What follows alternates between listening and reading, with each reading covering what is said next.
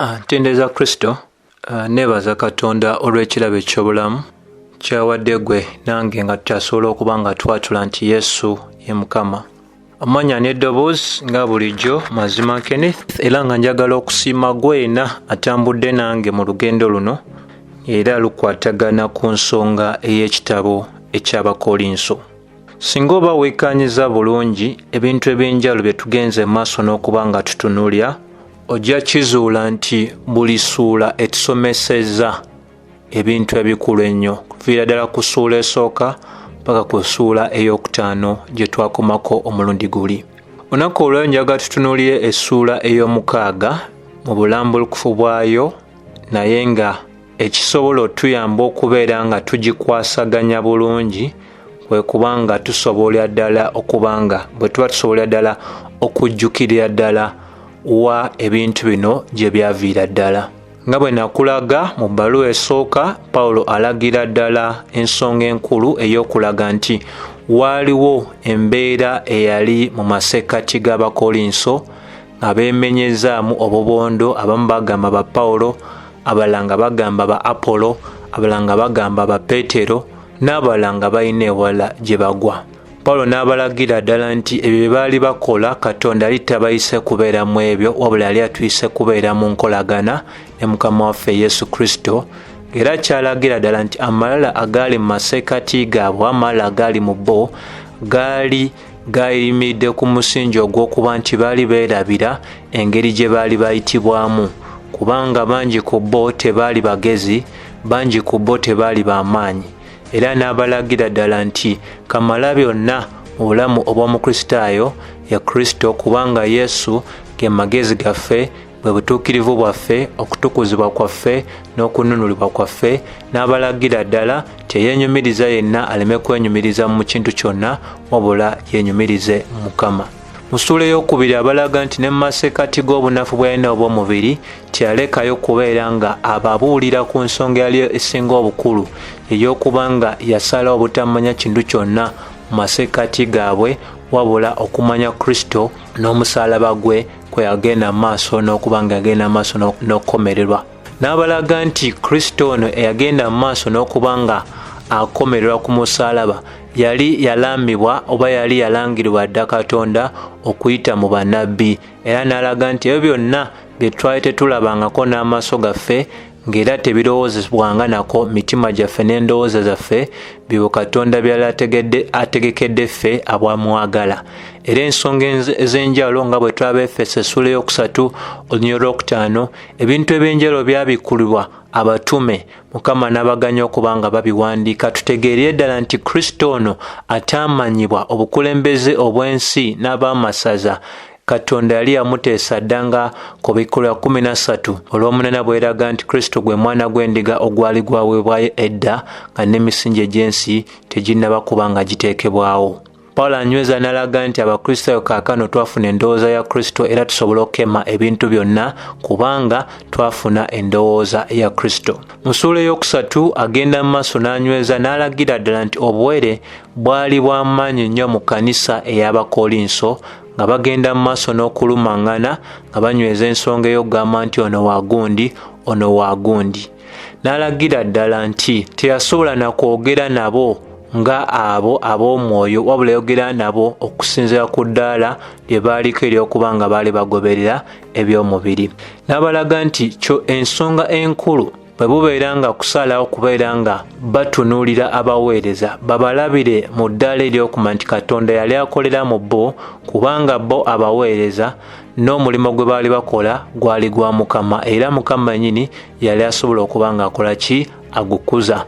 Wabula era n'alabula n'alaga nti ensonga yonna erina kubeera ku Mukama Katonda waffe, kubanga ne ku lunaku luli newakubadde bo ng'abatume yabakozesa okusima omusingi, okuteekawo omusingi, Pawulo alabula ng'alaga nti omuntu yenna eyali ow'okuzimbira ku musingi ogwo, eyali ow'okuzimba ku musingi ogwo yalina kubeera mwegendereza nnyo nnyini ddala biki bye yali asazeewo okuba nga azimbira ku musingi ogwo.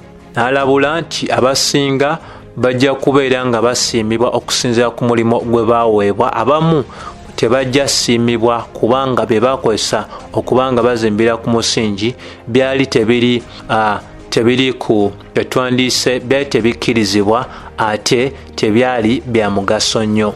N'alabula nti oyo yenna akozesa omubiri gwa Kristo obukyamu, Katonda alina obusobozi obumusaanyaawo.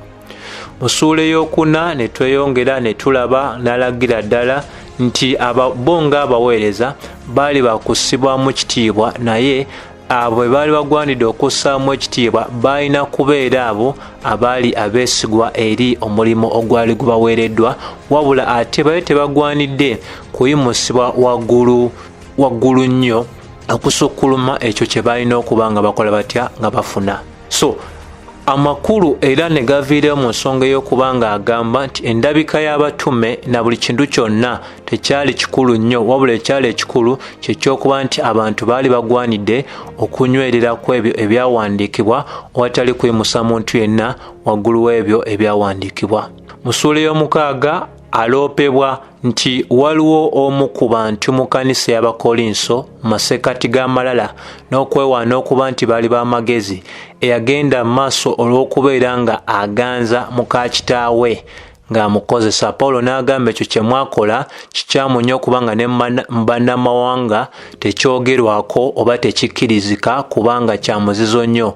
Omuntu atuuka atya ku ddaala erimanyiira ennyumba ya Kristo, erimanyiira omubiri gwa Kristo n'akola ekintu ng'ekyo. N'agamba era omuntu yali akikoze ekyo yali tagwaniddwa kubeera nga awaanibwa, wabula yali agwanidde okubeera nga aggyibwa mu kkuŋŋaaniro eri abooluganda abangi. Era n'agenda mu maaso n'okubeera nga abawa empenda ez'enjawulo, engeri ez'enjawulo ze baali bagwanidde okuba nga bagoberera nga bajja omuntu oyo mu masekkati gaabwe. N'abalabula nti enneeyisa embi oba empisa embi ez'omuntu n'azigereganya ku kintu ekiyitibwa ekizimbulukusa, ng'alaga nkirabika ng'ekitono naye singa kiba kiweereddwa obudde kirina obusobozi obusaasaana n'okukosa ebintu ebirala ebiyinza okuba nga bikyetoolodde. Kwe kulaga nti mu kkanisa omwennyini singa bagenda mu maaso n'okuwaana obuwaanyi abantu abatambulira mu kibi, watali kubeera nga bagenda mu maaso n'okukangavula, n'ogenda mu maaso n'okubeera nga ekkanisa etwala obuvunaanyizibwa bwayo obw'okuba nga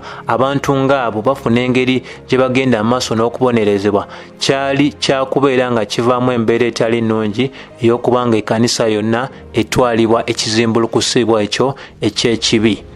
Mu ssuula ey'omukaaga omutume agenda mu maaso n'anyweza ku nsonga y'emu ng'alagira ddala embeera eyali tegwaniddwa kuba ng'ekkirizibwa mu Bakolinso. Bayibuli enyweza ng'eraga mu ssuula ey'omukaaga mu lunyiriri olusookera ddala, essuula eno yonna etunuulidde ensonga ey'okubeera nti Abakolinso baatuuka ku ddaala ery'obutaba na bwesige mu bukulembeze obw'ekkanisa oba obulamuzi obusobola okubeera nga bukozesebwa mu masekkati ag'abooluganda abangi, ne basala okubeera nga banoonya okubeera nga emitawaana gyabwe bagigonjolera mu makooti ag'ensi.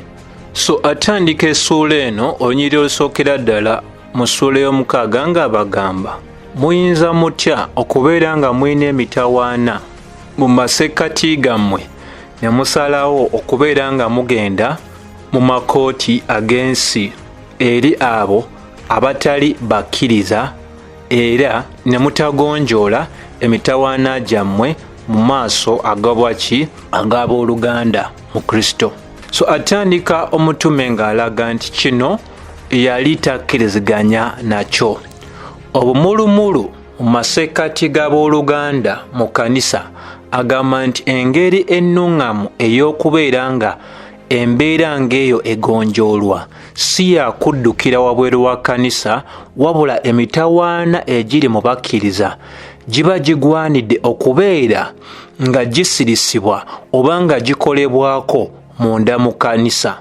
Kubanga lwaki kyali bwe kityo oba lwaki kyaleyogere batyo, kikkirizibwa oba kirowoozebwa nti Abakolinso n'ekitundu kyabwe kyonna kye baalimu oba ekibuga kyabwe kyali kijjudde embeera etaali ya bwenkanya, era mu ngeri emu oba endala embeera oba abantu abayitibwa Abakristaayo baali tebasibwako nnyo mulaka gulya ogw'amaanyi. Kitegeeza nti omuntu nga ne bw'aba addukiddeyo tewaliyo kyamaanyi kyali kisobola kubeera nga kikola kitya nga kisuubirwa okuba nga kifunibwa, kubanga nga bo baali batambulira mu buli bw'enguzi bungi n'amazambi mangi.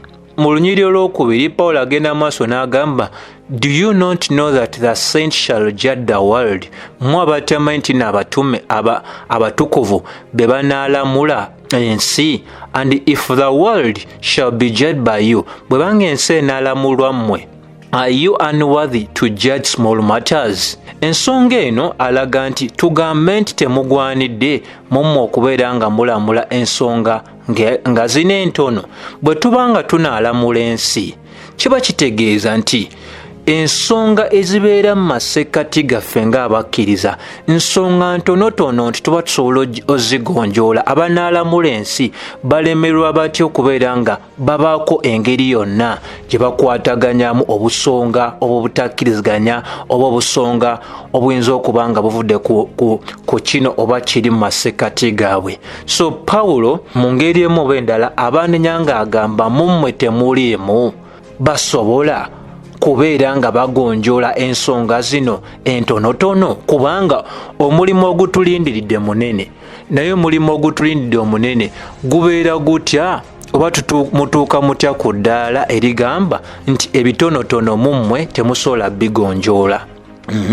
Mu lwokusatu n'agamba, Know ye not, mmwe abatamanyi nti we shall judge the angels. Atandika n'omulimu omuto omunene mu ddaala lyagwo, naye ate agusirisa ate n'omulimu omulala ogusinga obunene, nti bamalayika n'engeri zaabwe basukkuluma ku mbeera gisobola okugamba nti yakulamula abantu bali mu nsi, ensonga yaabwe endala nnyo ku nsonga yaki y'abantu. Naye mu ngeri emu oba endala akulaga nti atandikira mu mitendera nti ensi tugenda giramula, ate mbanga ekyo mbale temukitegeeranga. Njagala obagamba nti ate waliwo ekisukuluma ne ku ekyo nti ffe nnyini Katonda mwetegefu oba Katonda yasalawo nti ffe nnyini tuliramula baki bamalayika. How much more things that pertain to this life.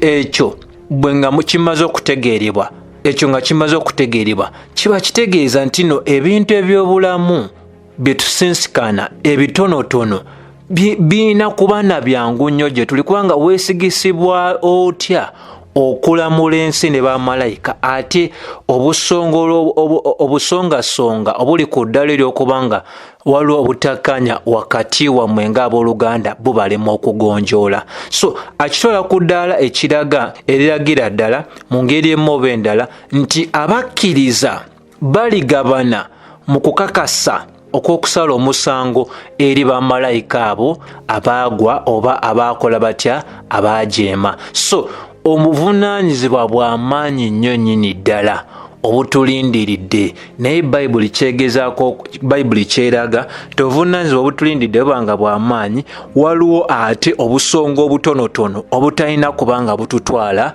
mu kubeera ng'ate emitawaana mu ffe tugitwala mu makooti ag'ensi.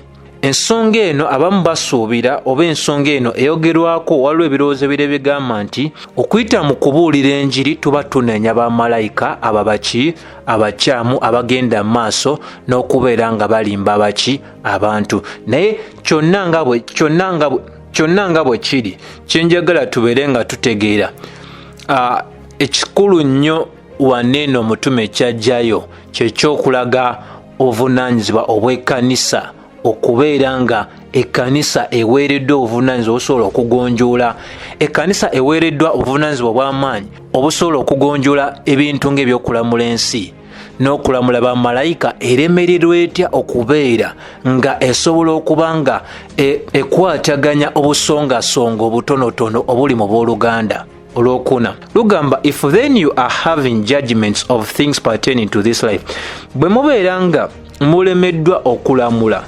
ebintu ebitonotono eby'omu bulamu bino ne musalawo mubiteeke mu mbuga zaabo abatalina kumanya kwonna kwa kanisa, abatalina kumanya kwonna okw'ekkanisa. Olwokutaano lokagamba, I speak to your shame, njogera bino olw'obbaswaza. Is it so that there is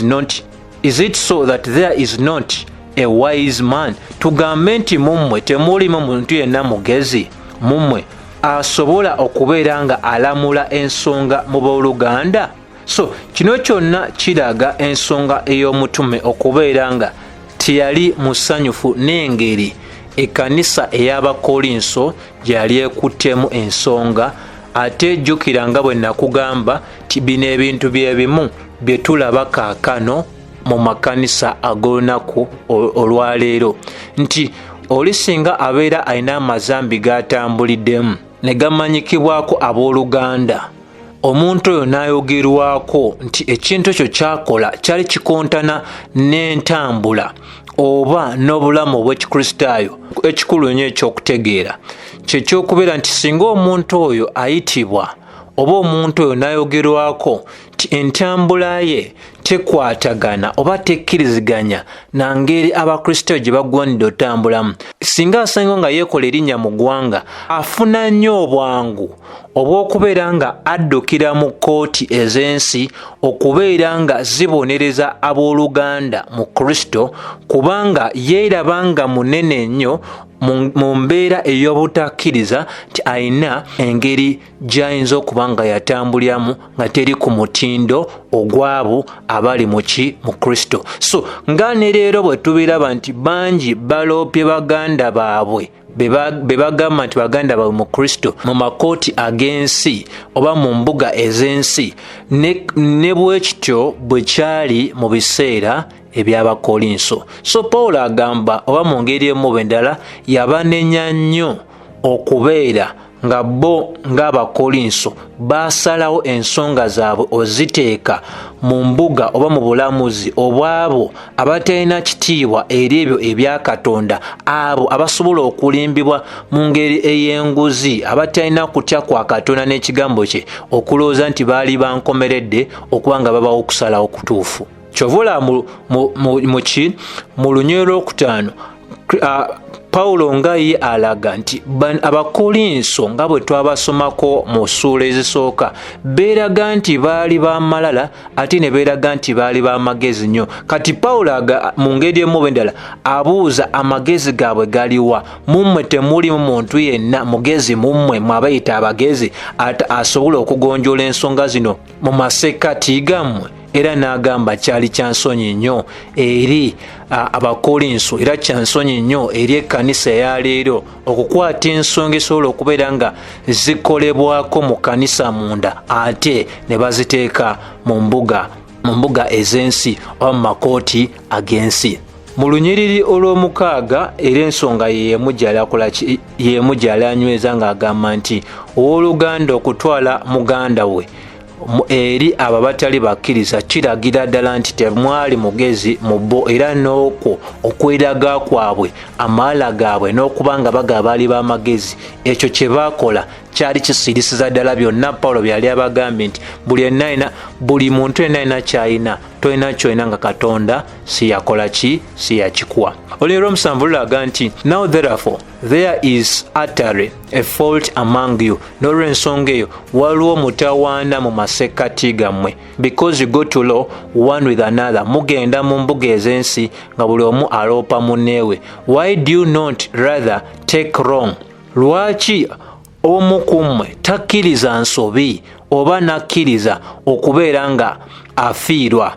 Why do you not rather suffer yourselves to be defrauded? Lwaki mmwe temukkirizibwa okubeera nga omuntu omu abaako engeri gy'afuna enkizo ku mmwe?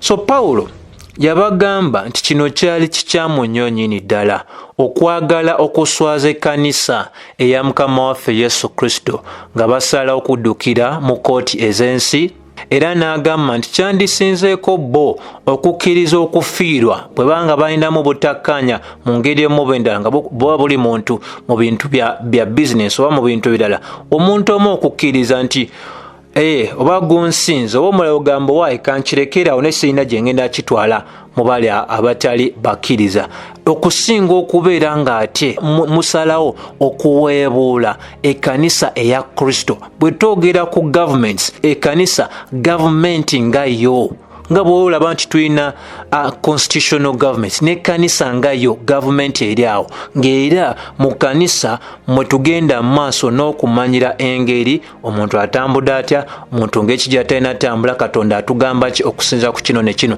Era abayinza okuba nga balinamu embeera ezitali nnungi mu kkanisa omwo mwennyini, tusobola okubeera ng'abantu abo tubabonereza nga Matayo 18:15 paka olwabiri bwe lunywereza ddala obulungi. Olunyiriro olw'omunaana Pawulo agenda mu maaso n'agamba nti nay you do wrong and defraud and that your brethren.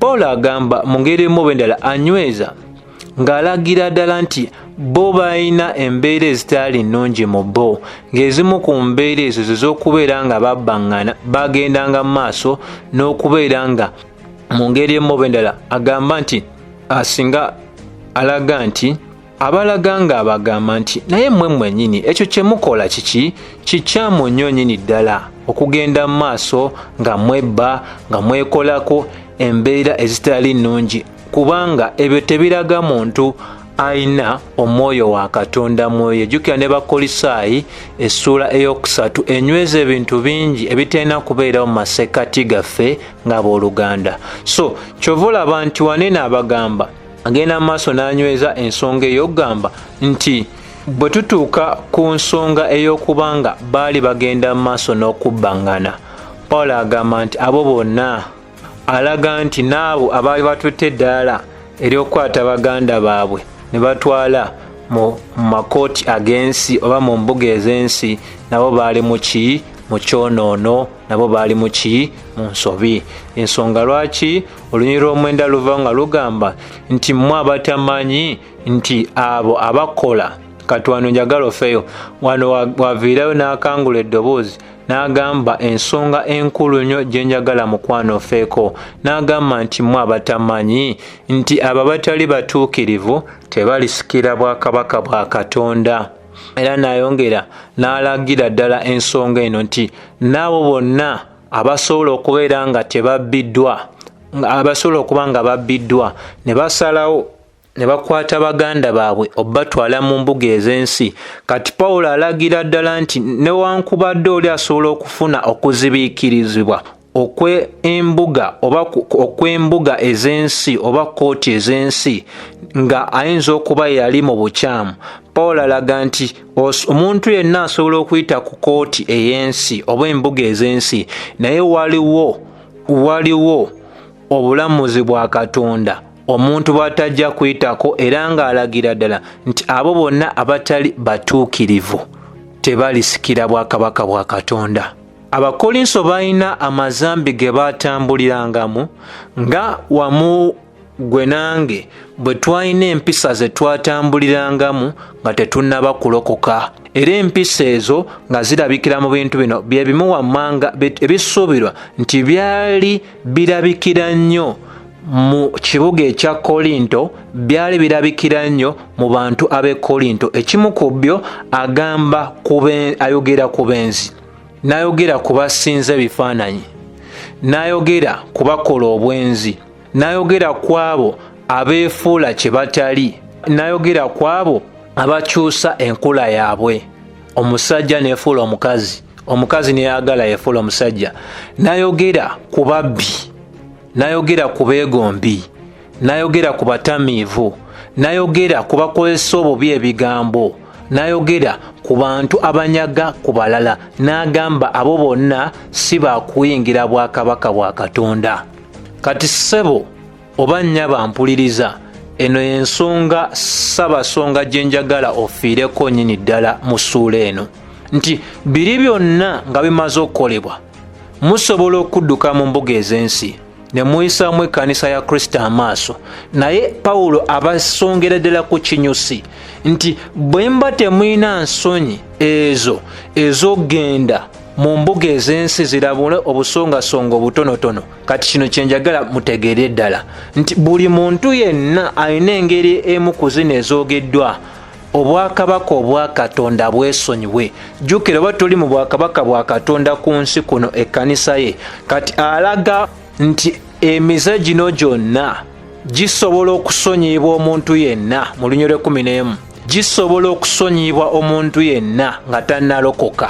Naye owali obuzibu bwe wano, omuntu singa yeebala ogamba nti kati alokose ate n'asigala mu mbeera emu oba endala nga gino emize egiwandiikiddwa oba egituweereddwa wansi wano asigala agyeyunira, awabeera waliwo akabuuza nga kakulu nnyo nyini ddala. So ffe ng'abakkiriza nga tulindirira obusika bwaffe mu bujjuvu bwabwo bwe tuligendera ddala mu maaso n'okuba nga emibiri gyaffe gikyusibwa, gino gikyalinamu engeri y'okwegomba kw'ekibi nga gikyusibwa ne gyambala ekitiibwa, singa tuba tukoze ensobi yonna kiba kikulu nnyo ssebo oba nnyabo ne tukola tutya, ne twenenya, ne tuva mu mbeera ezo obutaziddira.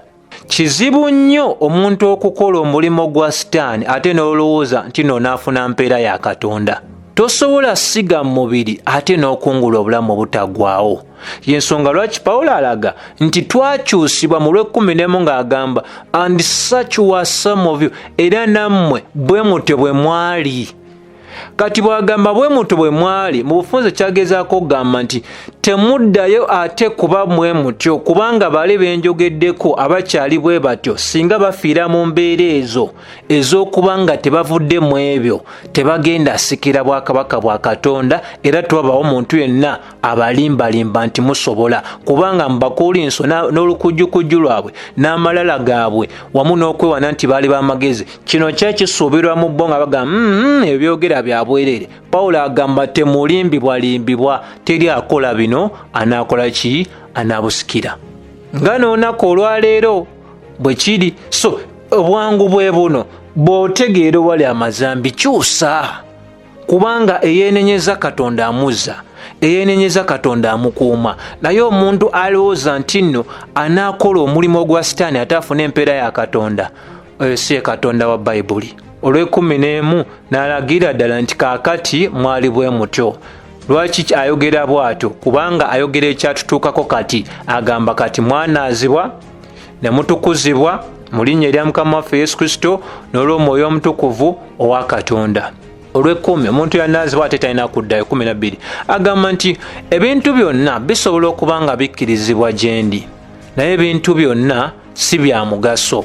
Kati kikkirizibwa nti oba kirowoozebwa nti mu Bakolinso mwalimu endowooza neegamba nti ebintu byonna byaffe, ne bwe kuba kwegaddanga ne kuba kola ki, nga bw'oli olunaku olwali abantu bagamba nti ani yakola ebikazi ebirungi, ani yakola omwenge, ani yakola bino, ani yakola biri. Kugamba mu ngeri emu wendala bagamba nti Katonda oba yatonda ebintu ebirungi bye tulaba oba byakulya oba biki, tulina kukola kyonna kye tusanze, lwaki ate tuba tuteekebwako ekkomo. So yeemu ku ndowooza eyali mu bo. Naye Pawulo endowooza eyo agigaana ng'agamba nti mu ngeri emu oba endala nti ebintu byonna bisobola okuba nga bikkirizibwa gy'ali, naye mu ngeri emu oba endala yali si wakukkiriza ow'okweteeka wansi w'amaanyi ag'ekimu ku ebyo ebirowoozebwa nti bikkirizibwa. Kati erife abaalokoka mu ngeri ennyangu gye nsobola okugamba, nsobola okugamba kati nga ku lwange firimu ez'ekikristaayo zinyumira, naye ate waliwo ekyenjawulo ekiri wakati wa firimu ez'ekikristaayo, naye sirina kutuuka ku ddaala erigamba nti sisobola kubeera watali gulaba. Kati awo mbeera ntandise okukola ki? Okukosa endowooza yange.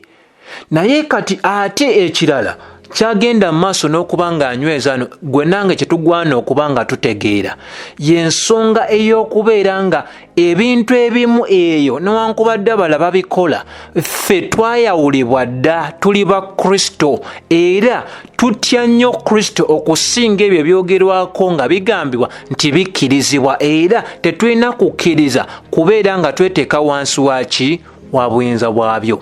Gonna amaanyi ge tulina galina kubeera nga gakozesebwa mu kuweereza Kristo. Olw'ekkumi agamba nti ebyokulya bya lubuto era n'olubuto lwa byakulya, naye Katonda asaanyawo byonna. Era kaakano now the body is not for fornication. N'olw'ensonga omubiri si gwa kukola mbeera za bukaba oba embeera ezaki? Ez'obwononefu.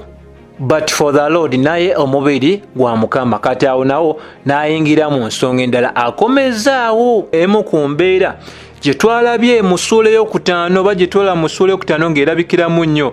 Pawulo abalaga mu ngeri emu oba endala, abagamba nti bwe tuba bakubeera nga tulinako kye tukola, tukikole nga ebigendererwa byaffe byakubeera nga amaanyi gonna agali mu mibiri gyaffe galina kubeera nga gakozesebwa kuweereza Katonda, wabula si kuwaayo emibiri gyaffe mu ngeri ey'ekimalaaya. So naffe bwe tutyo bwe tulina okubeera olunaku olwaleero nti emibiri gyaffe gya Kristo, era tugenda kulaba gy'amalira ng'alaga nti ffe twagulwa, tetuli ku lwaffe, tetusalawo nga bwe twagala ne tukola ebikola ki ebitunyumira. Olw'ekumi n'agamba nti Katonda eyayimusa Kristo Yesu okuva mu bafu nammwe anaabayimusa olw'amaanyi ge. Ekitegeeza nti okuzuukira kwa Kristo ssuubi eri ffe ffenna nti emibiri gino okumanya Katonda emibiri gyaffe agyagala nnyo era gya kuyimusibwa okuva mu nfuufu y'ensi gifuulibwe egy'ekitiibwa nnyo nnyini ddala. Enakakati n'okuba teginaba kuba gya kitiibwa nnyo mu ngeri y'okuba nti gikyasobola okuvunda. Kino kye tulina ekyabika ng'ekinafu tukiweeyo eri Katonda era tukikoliremu okuba nga tukola ki? Tuyimusa erinnya erya Mukama waffe. 15 agamba nti temumanyi nti emibiri gyammwe bitundu ku Kristo? N'agenda amaaso n'agamba tinaakwata ntya ebitundu ebya Kristo nembifuula ekitundu ku ngeri ey'ekimalaaya kikafuuwe. Pawulo era anyweza ng'alaga nti bwe mumanya nti emibiri gyammwe gya Kristo. Mu ngeri emu oba endala ekirabikira mu 15 y'ensonga yemu gy'anyuza ne mu nnyolo 16 nga bw'olaba nti omwami n'omukyala mu bufumbo singa beegatta mu maaso ga Katonda lubereberye 2:24 bafuuka omubiri gumu okusinza ku ekyo Katonda kye yateesa. Mu ngeri emu oba endala Pawulo era alaga nti nga bwe kiri nti omwami ne mukyala mu bufumbo bafuuka omubiri gwe gumu, era n'oyo omukaba eyeegatta n'omwenzi oba ne malaaya bafuuka omubiri gumu n'oyo naye ate mu ngeri ey'omuzizo. Kati tetulina kukwata bino ebya Kristo ate ne tubigatta n'ekirala. Ndi musajja mufumbo nendekawo mukyala wange nange twafuuka omubiri gumu, singa ntambula nenkwata ekikye kubanga omubiri gwange gwafuuka gugwe n'ogwe gwange. Kati singa nkwata ekya mukyala wange nenkitwalira omukyala omulala, mbeera mpeebudde omubiri gwa mukyala wange. Omukristaayo akyatambulira mu mbeera ey'okwegadangira mu nkola ez'amazambi, mu nkola ey'okubeera ng'omuntu atambulira mu bintu ebitakkirizibwa. Bayibuli eraga nti abanga malaaya.